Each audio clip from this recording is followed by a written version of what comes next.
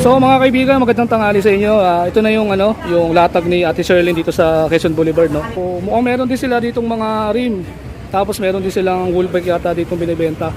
So mamaya alamin natin yung mga presyuhan ng mga pyesa nila. Yung pinaka-loob ng nila.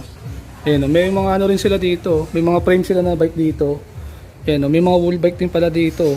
Tapos may rin sila doon, atomic na road bike. Tapos may mga pa sila dito, may mga stem sila tsaka crankset. Tapos ito yung nila, ito yung nila. Mga frame nila dito. Ayan, may sabot din sila na dito, MTB. Ayan, iba-ibang klaseng atomic. So yung chain nila dito, 8 speed daw is 300, tapos 400 daw yung 8 speed nila. Sa mga ragusa chain ring magkano Apo. Narrow wide siya, 4 stem siya, 4 volts. Magkano sa stem mo mga atomic? 500. Tapos meron din siyang rito.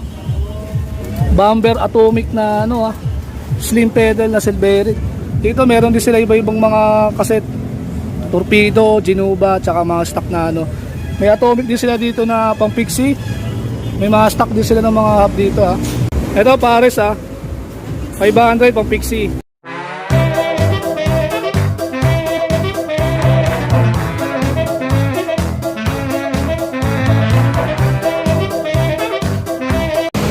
Guys, what's up? Magandang tanghali sa inyo. Dito tayo sa haba ng Quezon Boulevard dito.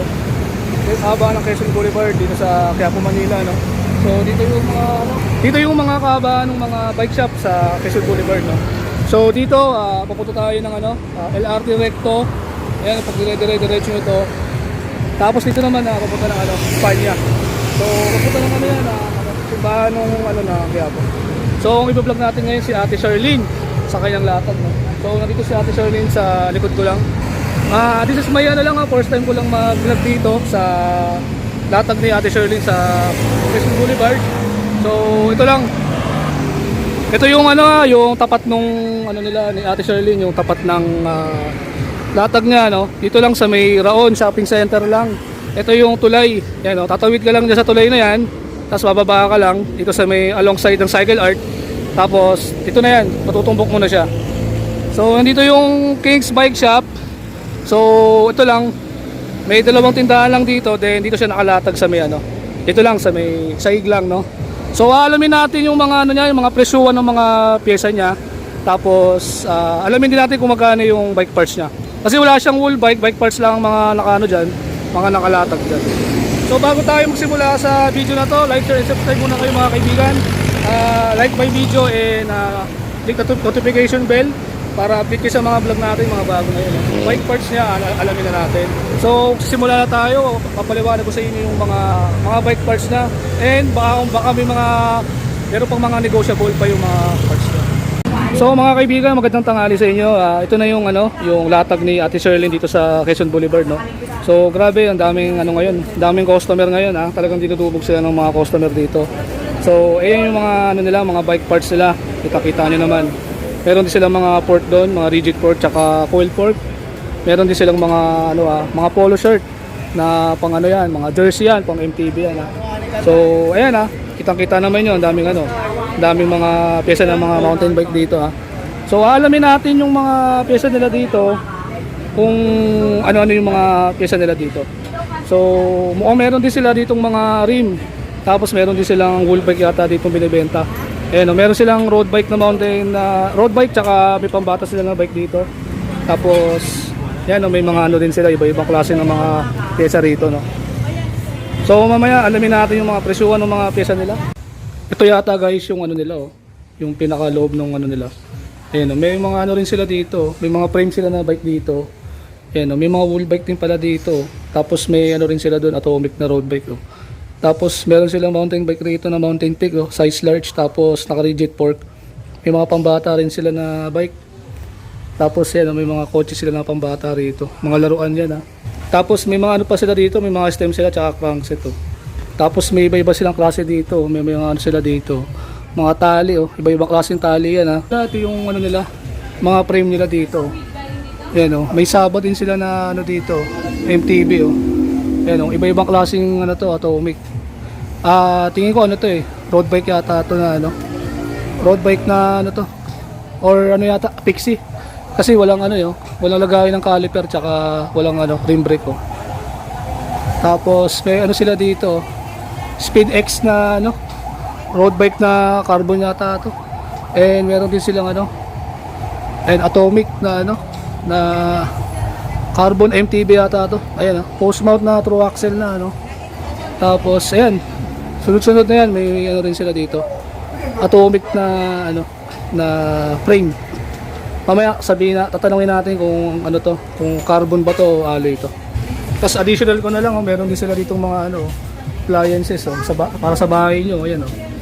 Ayan oh, meron silang ano rito oh. Ayan oh. May kitchen sila dito oh. Tapos meron silang mga tindong laptop dito. Ayan oh. Laptop nila ayan oh. 4.6 lang oh. Tapos ayan oh, may oven toaster sila, 780. Tapos ayun oh, maliit na ano, food egg steam maker oh. 2,500 lang oh. Yan, ang dami oh. May mga iba-iba pa silang laptop dito ah. Yan oh. Mga appliances talaga ito. Tsaka yung mga ano nila, mga rice cooker nila, meron pala sila dito. Tsaka mga TV. Yan oh. Stand pan, meron din sila. Hindi kayo mawawalan dito. Ayan oh. Meron pala silang ibang ano rito. Ibang product na binibenta. Ayan oh. Homo yung ano, Homo yung ano brand nung ano nila.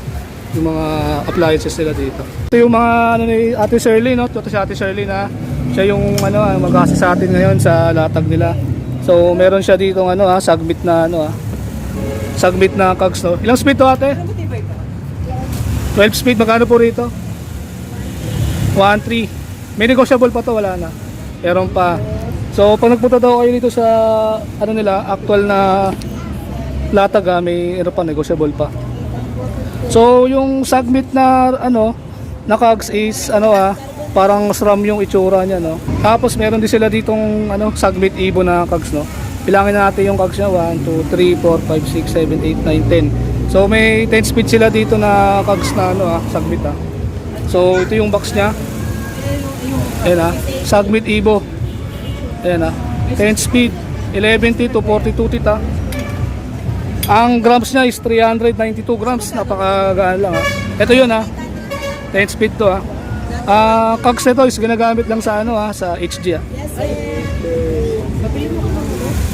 Tapos may Halotech sila dito na sagbit Sagbit generation 3.0 So ang kanyang chainring is alloy CNC 36 teeth narrow wide BCD 104 BCD. Yan Tapos Halotech siya. Ano siya 24mm yung spindle niya. Ate Shirley, magkano dito sa sagbit mo? 1.3, sama bottom bracket ito? Ay, Ragusa 1.3, 1.4 yan. Ito 1.4, kasama bottom bracket? O, kasama na bottom bracket, kakabit nyo lang sa bike nyo 1.4 sa sagbit, tapos dito sa Ragusa XM900 is 1.3. So Halotech pa rin, 36 teeth, 104 BCD na 4 volts. And kasama na yung bottom bracket na ito. Ang chainring na ito is ano na, forged na alloy Tsaka ito yung pinaka ano nila, pinaka latest ng sagbit ngayon yung ano. Kamukha yung ano yung Shimano Jore 36 teeth yung chainring niya, narrow wide. CNC, ayan Hindi 4 volts yung chainring na to naka ano siya, naka 3 volts siya doon sa likod. Kasama na rin yung bottom bracket na ito. Kaya magkano po to? 1.4 kasama bottom bracket. O yan, kasama yung bottom bracket na ito yung ano nila, may mga box sila dito Tapos may ano rin sila, iba-iba din silang mga ano, mga pyesa. Ito ate Shirley, magkano po to? 900. Anong clutch pedal na to? Ano to? Sagbit road bike o ano? Pang road bike. So road bike no? Magkano ste? 900 no? Negotiable pa. Negotiable pa raw. Pang road bike daw yung ano. Tapos, ayan, meron pa silang iba-ibang mga pyesa rito. May mga ano pa sila rito Ayan may ano din sila dito, Shimano 9 speed na ano, na chain. Ayan Magkano sa mga chain nyo? 400. Lahat ng speed So, meron tayo dito ano carbon handlebar. Ang gano, parang ano lang Parang wala ka lang masyadong hinahawakan Carbon, Ritchie carbon So, 31.8 yung clamping na ito Ayan maiksi lang yung carbon niya maiksi lang yung handlebar, hindi masyadong mahaba. Magkano to ate? 800 lang daw mga kaibigan 2,000 dati. So 800 na lang, di ba? Paunahan na lang kayo mga kaibigan kung gusto niyo pumunta dito sa Quiapo para baka magustuhan niyo yung handlebar na Richie. So yung chain nila dito 8 speed daw is 300 tapos 400 daw yung 10 speed nila. Sa mga Ragusa te, chain ring te magkano te? Apo. 300. So alloy CNC 3060 ta. Yan narrow wide siya, port stem siya, 4 volts. Narrow wide, ibig sabihin para di ka patanggalan ng kadena. Makapal manipis. So dito guys, meron din sila dito road bike binibenta. So 10,000 daw to dati. 10,000 din pala ngayon pero may bawas pa daw to. 9,500 na lang daw pinakasagad. So atomic yung niya Atomic yung rim nito. Kasi atomic naman din yung bike eh. So siya, quick release siya. Quick release. Bilangin natin yung speed. 1, 2, 3, 4, 5, 6, 7, 8. 8 speed siya So micro new yung yung tatak ng RD niya 8 speed din. Tapos pang 8 speed din yung nito, yung chain.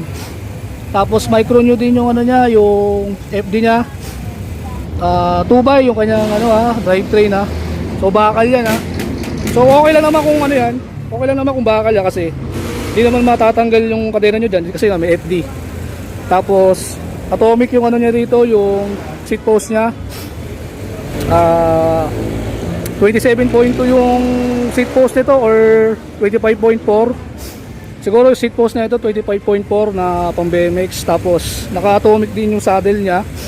So single lockout lang yung seat post nito Tapos naka Shimano Claris na raw yung yung preno nito. So naka drop bar yung handlebar nito. Tapos pang road bike talaga yung stem niya, atomic din. Tapos meron na siyang bar tape dito. So ang road bike nito is rim brake to mga kaibigan Quick release yung dropout nito. Tapos yata to? Alloy yung nito, yung frame. Pati yung niya, rigid fork niya is alloy na rin. So ang rise na ito mga kaibigan is 32 volts na siya. MTB to mga kaibigan Pwede pa rin yung ibang mga hub na pang MTB dito. So Atomic Avenger yung yung road bike na to. So pag may nagustuhan kayo sa natin sa video na to, comment lang kayo kung may nagustuhan kayo dito sa mga parts niya tsaka dito sa wheel bike na to Paunahan na lang kayo dito sa bike na to kung magugustuhan nyo to. Comment lang kayo sa channel na to kung may magustuhan kayo. Tanong nyo kay Ate Sherlyn kung napanood nyo sa channel ko.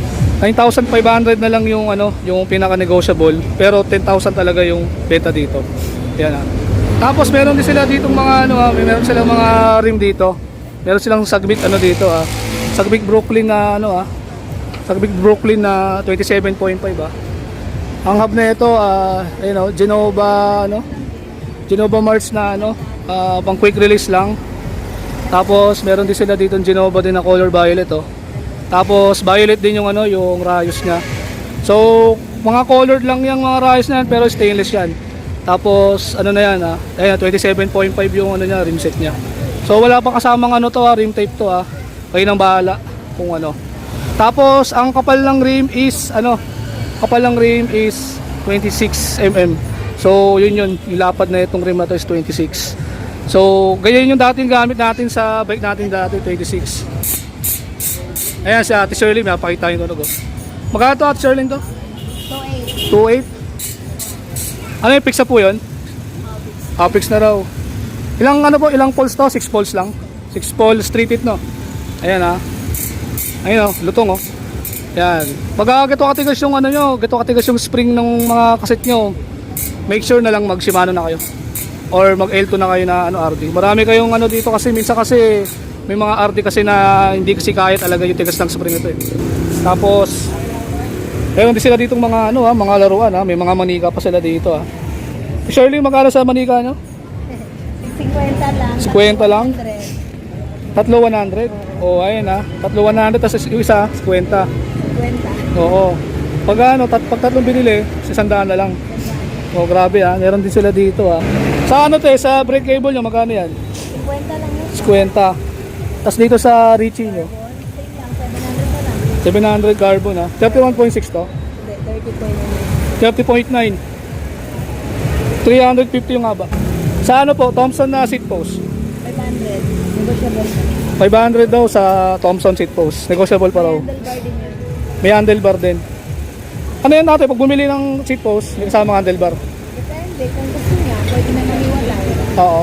Ano mas makakamura siya pag ano, pag dalawa te. Mas makakamura ate pag ano no, pag bumili siya ng dalawa. Oo, set, di ba? Mas makakamura ka daw. Sa helmet eh, magkano te? 1 na lang. Prado te, itong helmet mo. Dating 2.7. Spider, oh, 2.7. 1.5 lang. 1.5 oh, Spider ah. Yan ah, yung mga mahilig mag-trail dyan ah. Helmet sila dito. Yan ah. 2.7. Yan. Spider. Tapos, meron din sila iba-ibang helmet dito. 500 lang yung hub. So, 2.7 yung Spider, 1.5 na lang. Unahan na lang kayo rito kay Ate Shirley na kung gusto nyo bumili ah.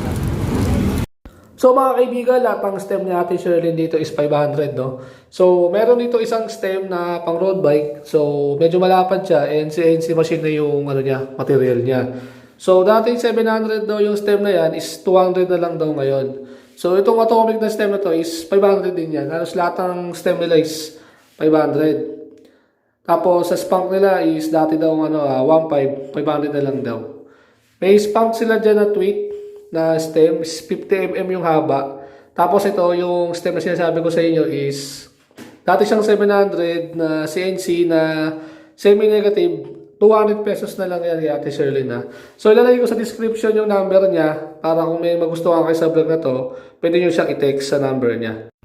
So mga kaibigan, yan nga, itong stem na to is dating 700 is 200 na lang.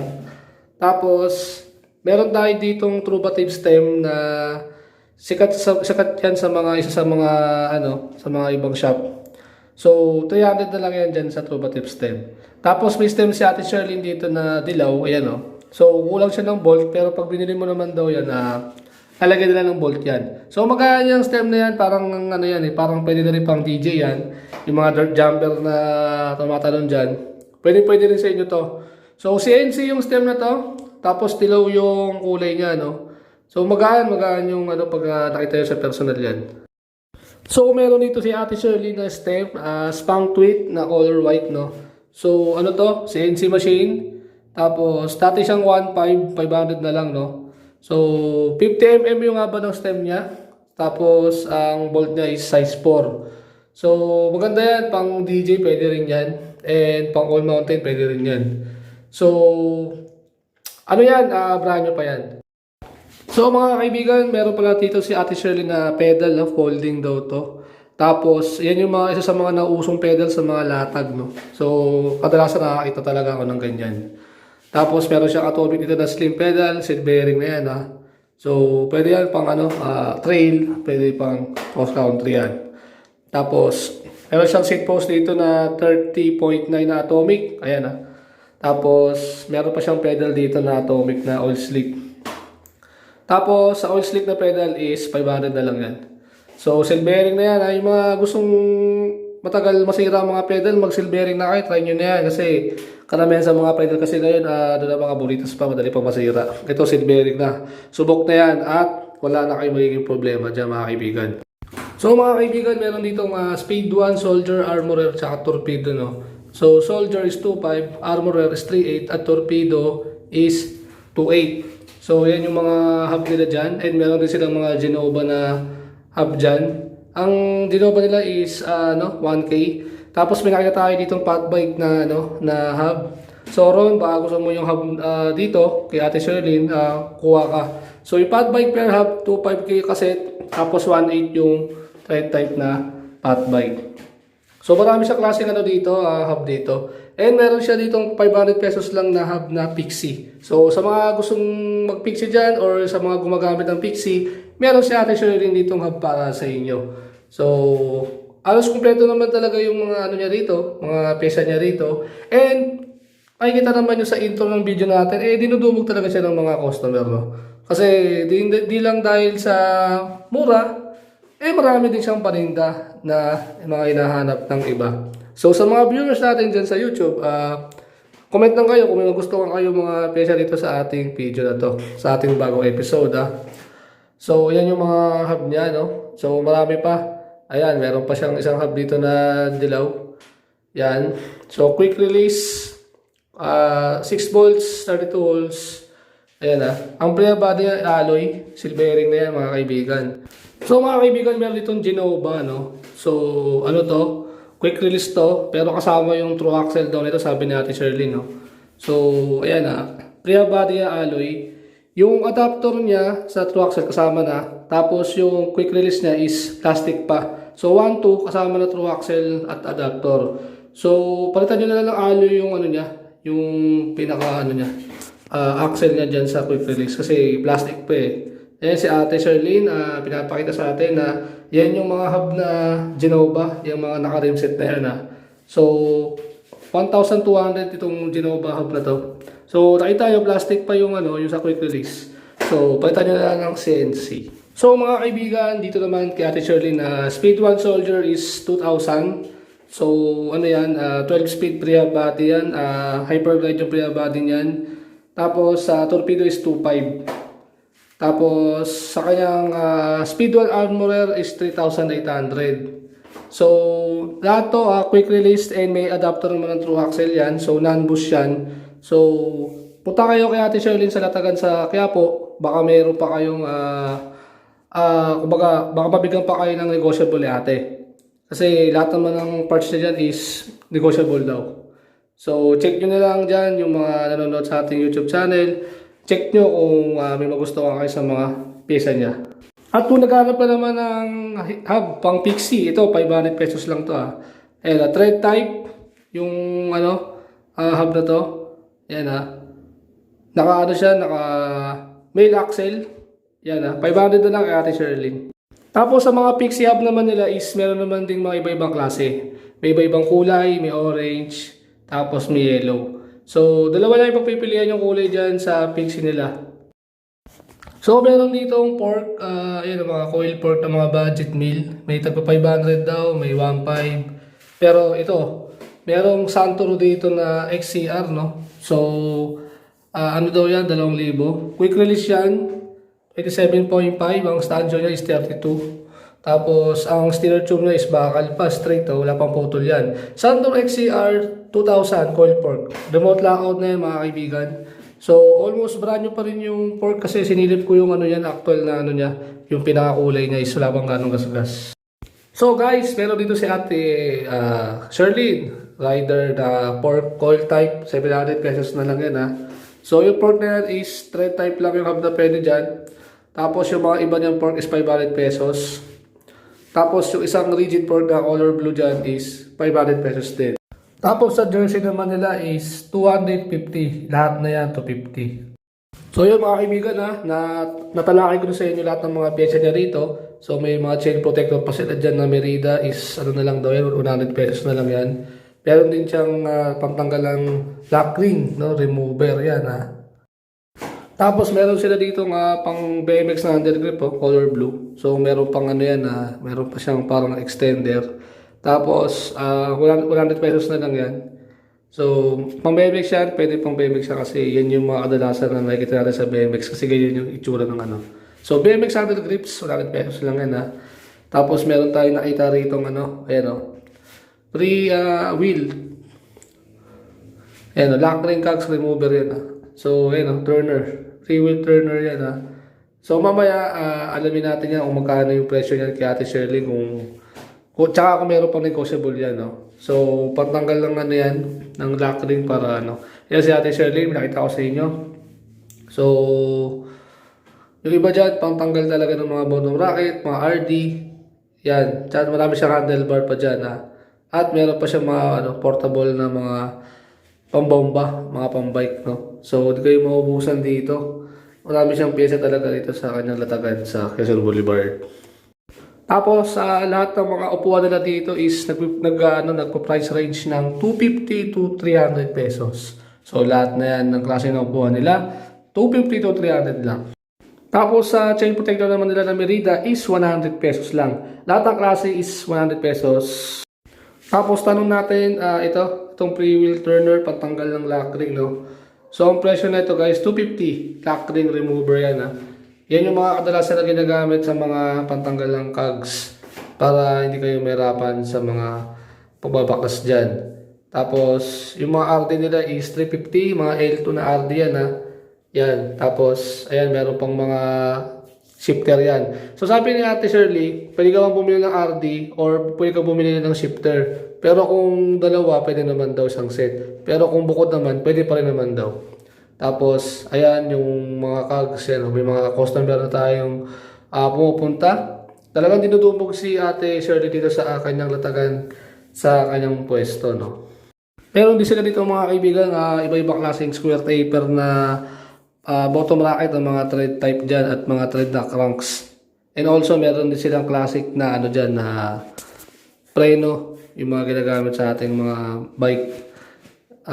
At yung gulong na tanwal, alamin natin kung magkano presyo niyan.